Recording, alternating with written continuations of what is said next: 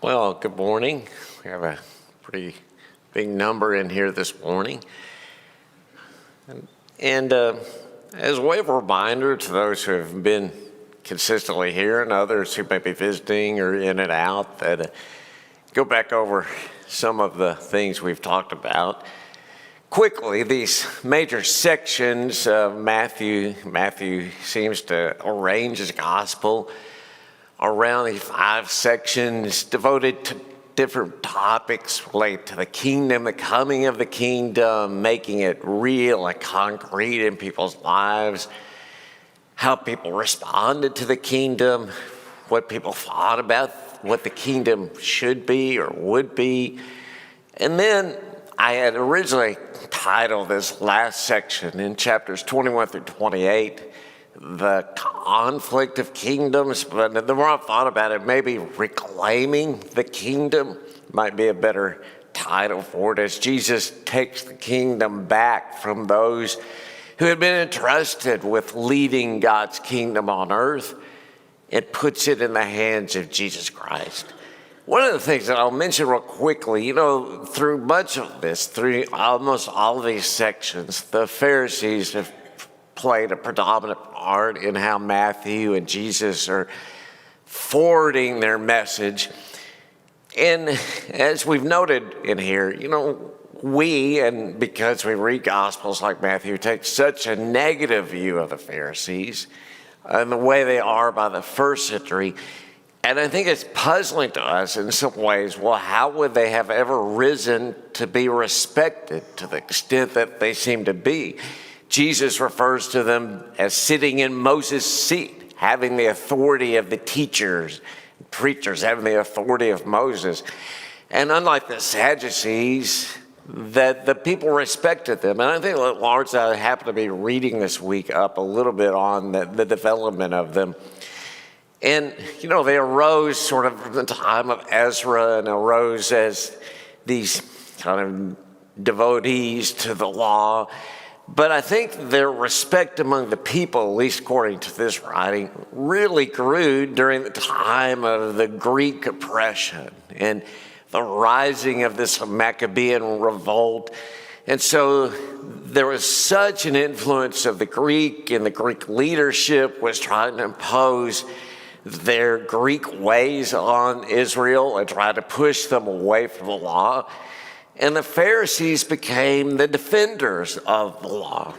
And in many cases, and this is say in the 100s BC, became people who stood up in a very courageous way to those who would persecute the Jews and persecute and kill them for standing up for the law.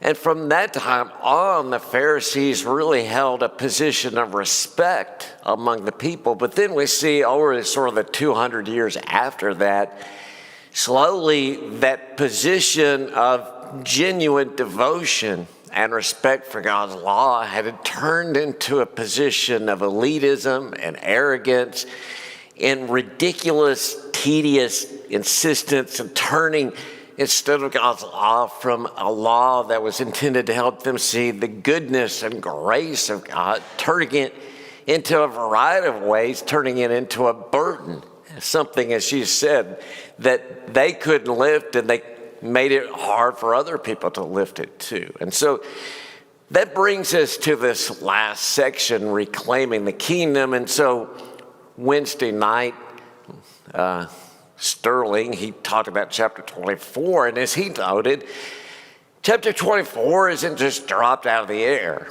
Its focus, as we talked Wednesday, is on seemingly the destruction, the coming destruction of Jerusalem and the problems that are going to precede it, and how Christians should be paying attention so they can avoid many of these problems.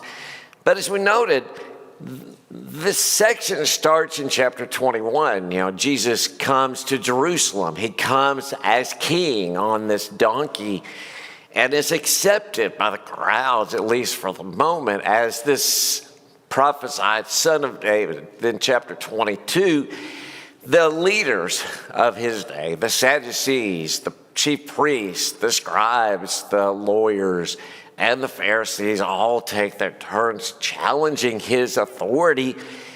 And Matthew helps illustrate to the readers, well, they challenged him and he showed himself to be their superior. He showed himself as the true authority. Then we come to chapter 23, and this is his very stinging and pointed both attack and lament for these leaders, and in many ways the nation as a whole, that they had been gifted such great things and had turned them against themselves and the people. Well, as you begin to see this, you can see why when you get to chapter 24 isn't just sitting out here in the air, disconnected. It's connected directly to what's been said. And again, Sterling emphasized that Wednesday night.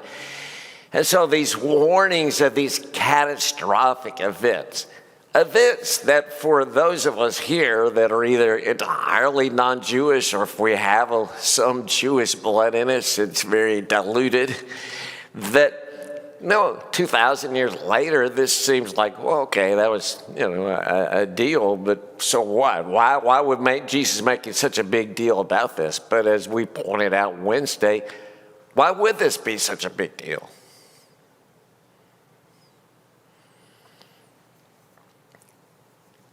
What was the temple to Jews of the first century?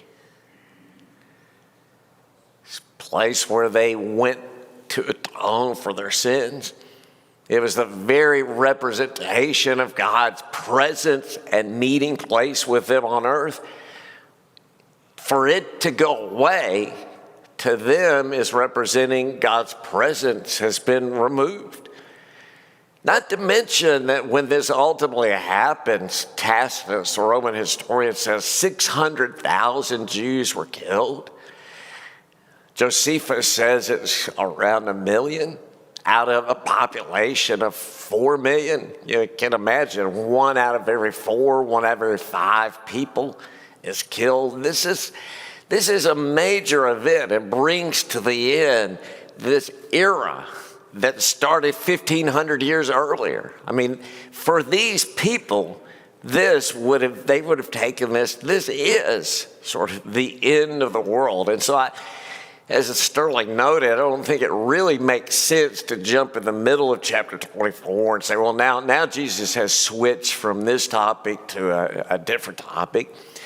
And then chapter 5 follows this up. So again, as we've talked in here and emphasized, looking at the book, keeping in it context, asking what is the immediate context. And so that's very important. I think, sometimes people pick up a scripture or they'll pick up something like Matthew 24 and they'll read it again as if it's totally disconnected from the things that were written leading up to it.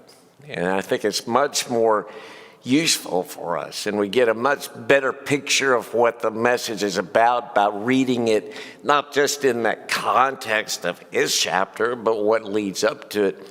Now, on the other hand, we don't want to be like, let me put it this way. What's the difference between someone who is believing and wants to start by putting things in context versus someone, say like a religion professor who is an unbeliever, who says, well, okay, yes, this Jesus is talking to them, and it can only be about them.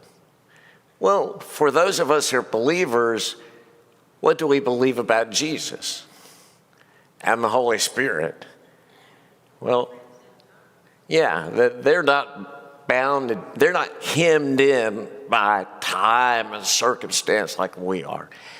Jesus and the Holy Spirit can see beyond the horizon.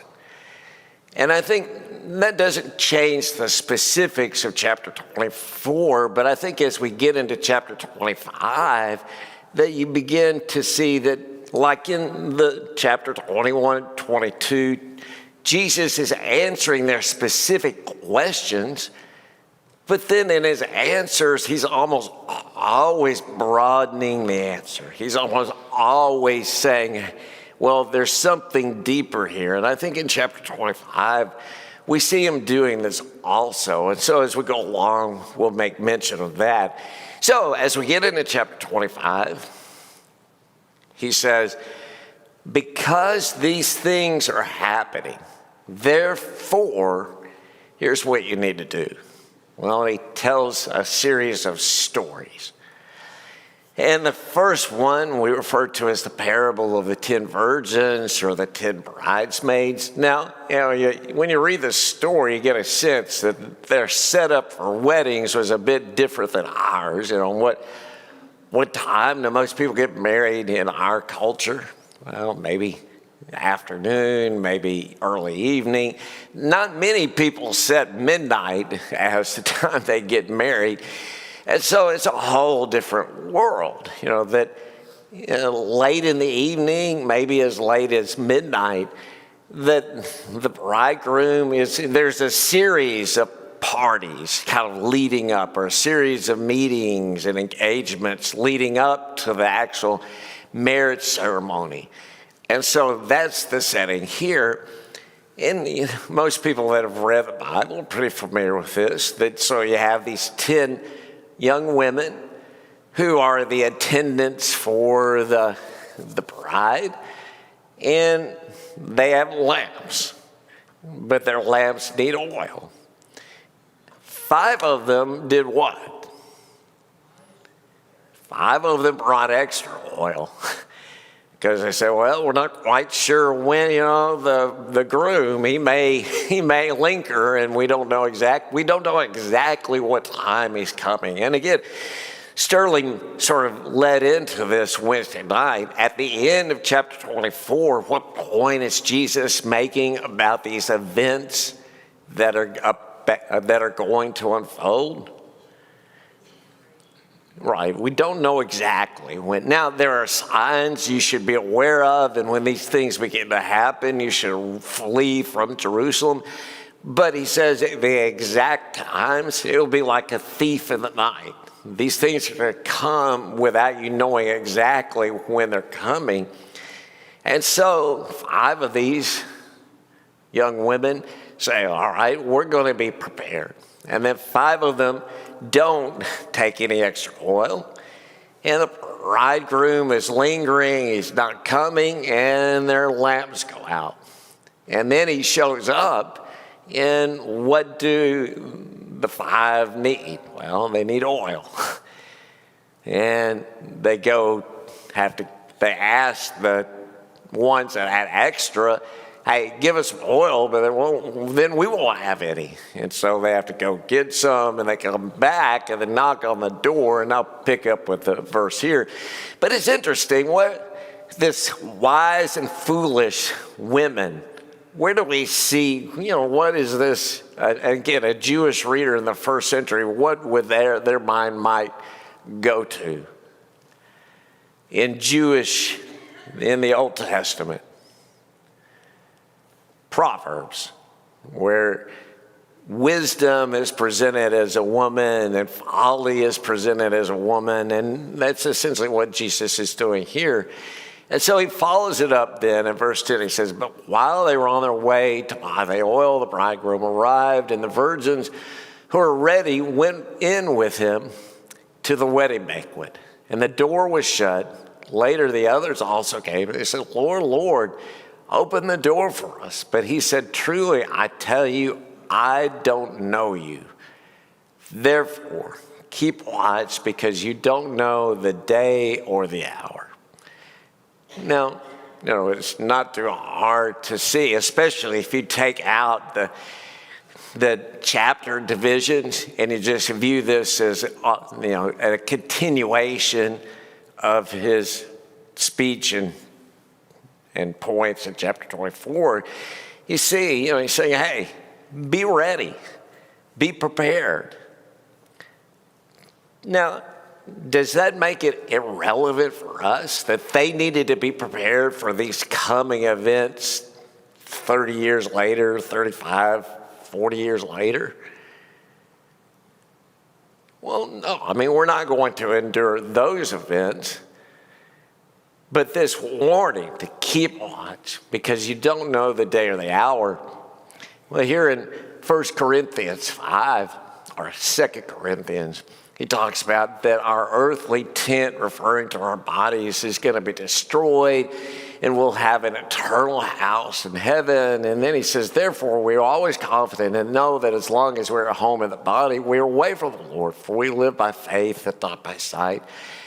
We're confident, saying we prefer to be away from the body and at home with the Lord. So we make it our goal to please him, whether we're at home in the body or away from it. For we must all appear before the judgment seat of Christ, so that each of us may receive what is due us for the things done while in the body, whether good or bad. So, the words of Jesus, the fact that he may be immediately focused on these coming events for the people listening to him, doesn't make his message irrelevant for us. It's incredibly relevant for us. And he develops this into more stories, but before we get to that, I'd like to get us thinking about, I think all of us, somewhere, and we've got people of all ages in here, and I think probably many of you may have experienced this at some point. If I ask you, at what point in your life did it really dawn on you that you were going to run out of time on this earth? When you're 10, I don't know, I remember back when I was, first, second grade, thinking about when the year 2000 would come. I learned to do a little addition, subtraction. I thought, well, that day will never get here. I mean, this is 1967. The year 2000 is never coming. Well, it actually came. And I was in the rearview mirror. I don't know, for me, somewhere between 30 and 50, it began dawning on me, even if I live a full life, it wasn't just, the idea of dying was maybe, or in theory, it was, I realized, the sand is running through the hourglass. And, for many of us now, much more has run through. And so, I don't know what happened here. There we go. I hit the button. So, but it may not just be us individually, even as groups of people. What are episodes where if you said, say 10 years earlier, people would have never imagined how much their world was going to change? Do we all feel pretty confident, that, all right, if I'm alive 10 years from now, that, everything's going to be, Bowling Green will be standing here, and the U.S. will be standing here, and everything will be pretty good? In fact, I'm not much of a doomsdayer. I sort of resist the inclination to, the sky is falling. But what about the people of places like Richmond, Virginia? Can you imagine in 1860, they thought their city would be in ruins 5 years later? Or Atlanta, Georgia? Or even closer to us, imagine in 1935, the people of Dresden, Germany, or Hamburg, Germany, could have imagined. Those two places suffered some of the worst firebombing in World War II. Not just bombing, but the intent to set fires.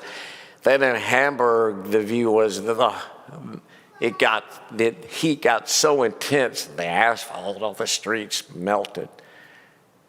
Tens of thousands of people died. The firebombing Tokyo was made up mainly of wooden structures. Many, many more people died in Tokyo's firebombing than died in Hiroshima or Nagasaki in the atomic bombs. Estimated maybe 100,000 people.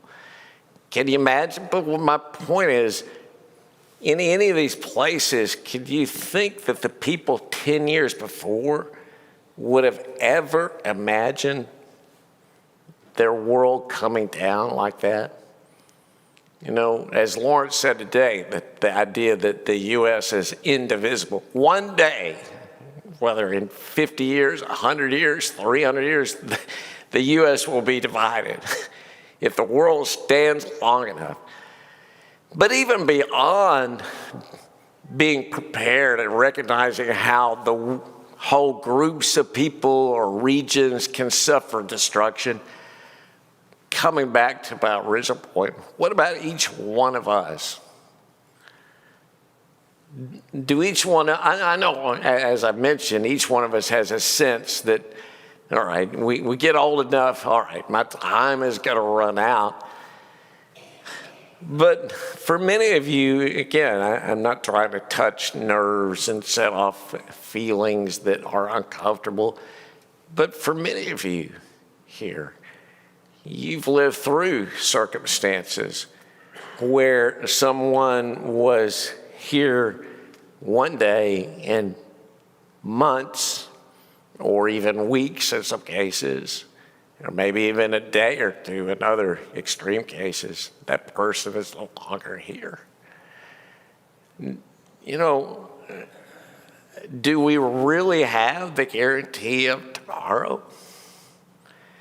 You know, yeah, that's something we always say, well, no. But knowing it up here and feeling it in here are two different things. I think Jesus is really urging the people, his listeners, you need to recognize, this isn't trying to scare people. You know, I'm not trying to be, Jonathan Edwards preacher here, but just trying to get us to realize what Jesus, and that is the facts that matter. But then Jesus goes to this next parable that really follows on. So he says, be ready, but you need to do more than just be ready.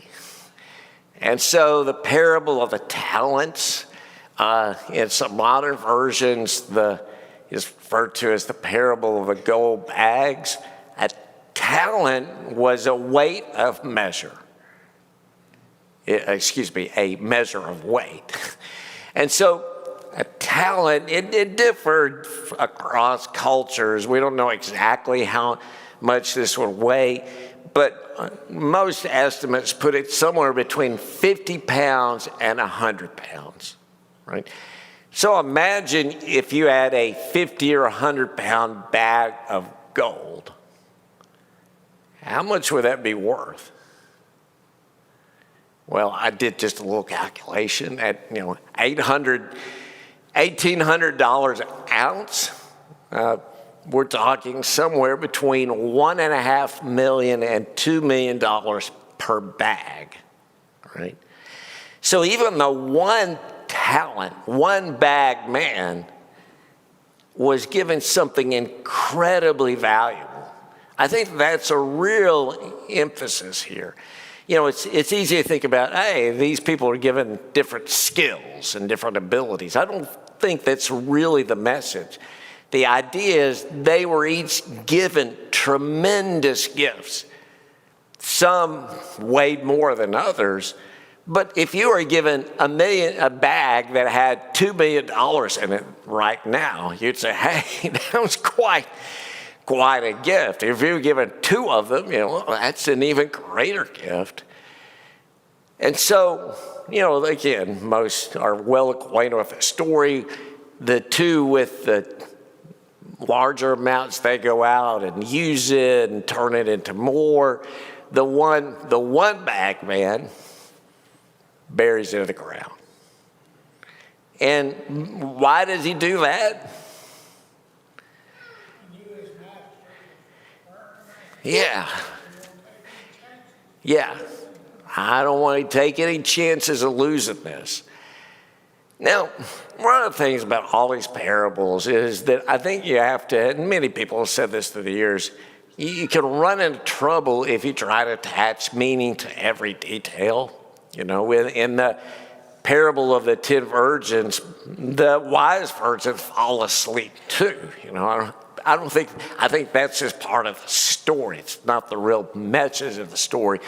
The message of the story here, I think Jesus lets us know that pretty well. So take the bag of gold from this one bag man and give it to the one who has 10 bags. For whoever has will be given more, and they will have an abundance. Whoever does not have, even what they have will be taken from them. And throw that worthless servant outside into darkness where there will be weeping and gnashing of teeth. That's an arresting statement here. Jesus saying, well, what does he mean? The people who have will be given more.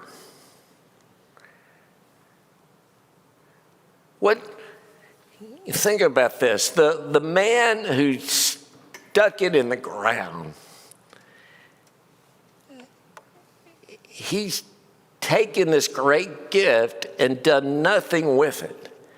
The other two have taken this tremendous gift and used it. This is a message, again, I think we've seen this earlier in Jesus' parables. I think it's very similar to the message of remember the message of the vineyard owner who paid the servants who showed up.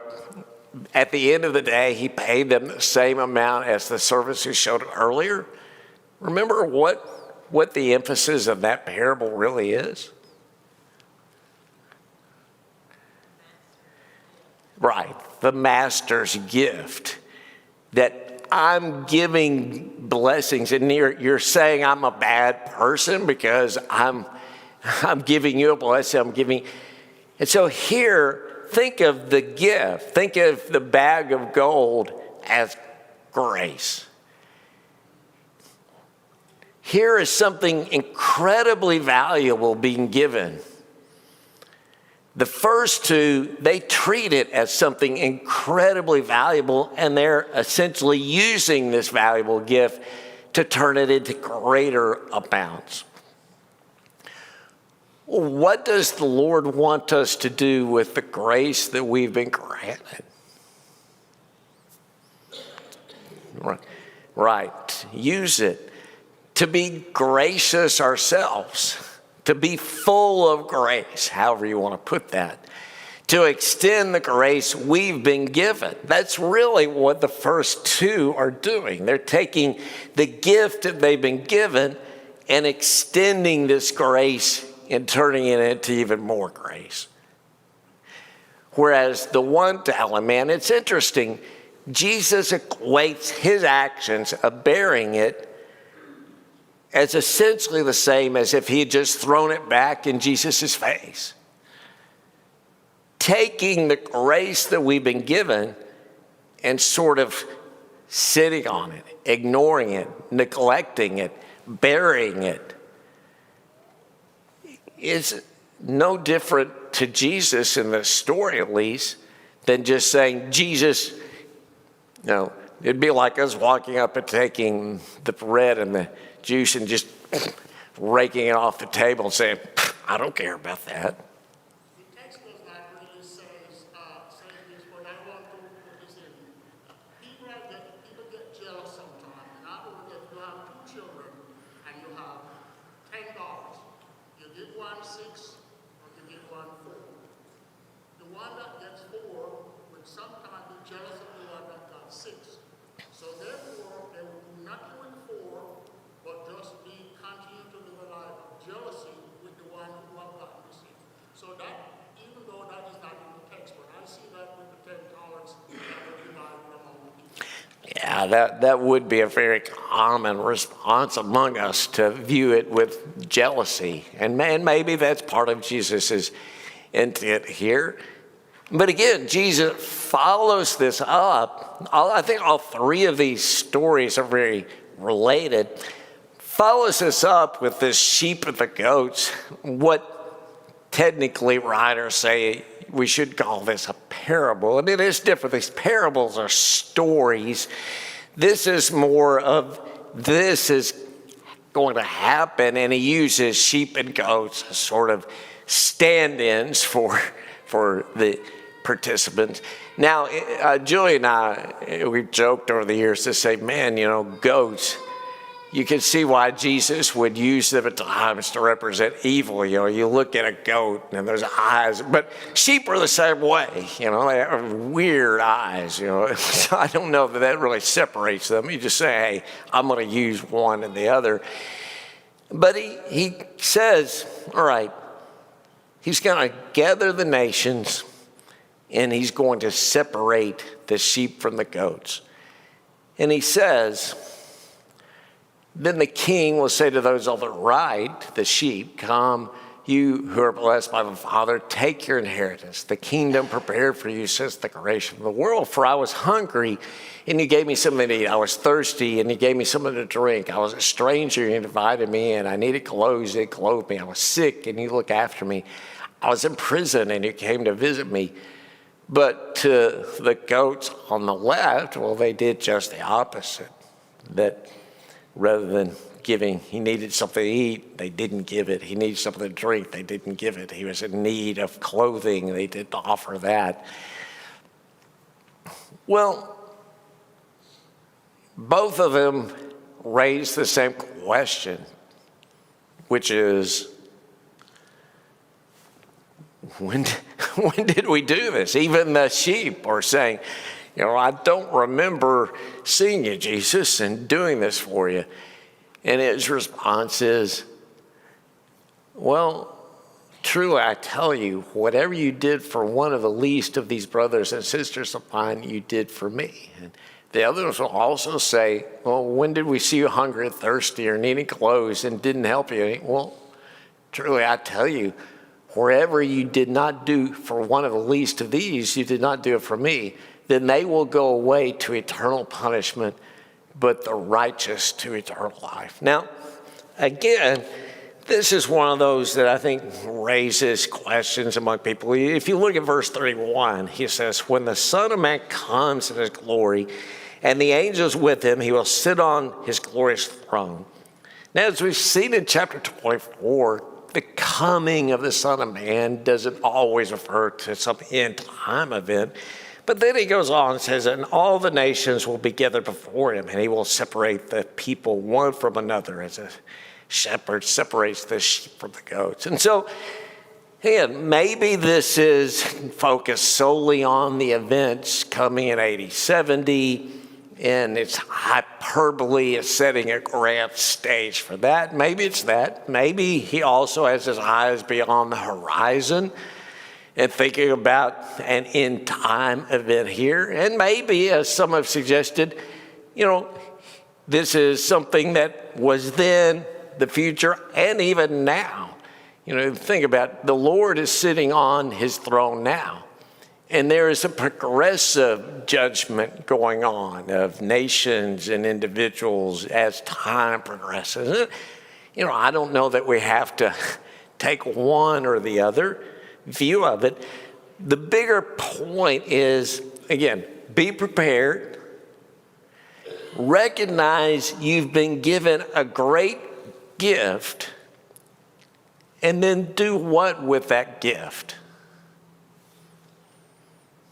Well, share it.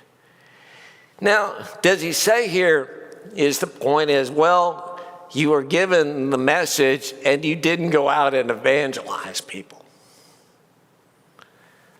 Well, that's not his direct point here. Now, I think you can include that.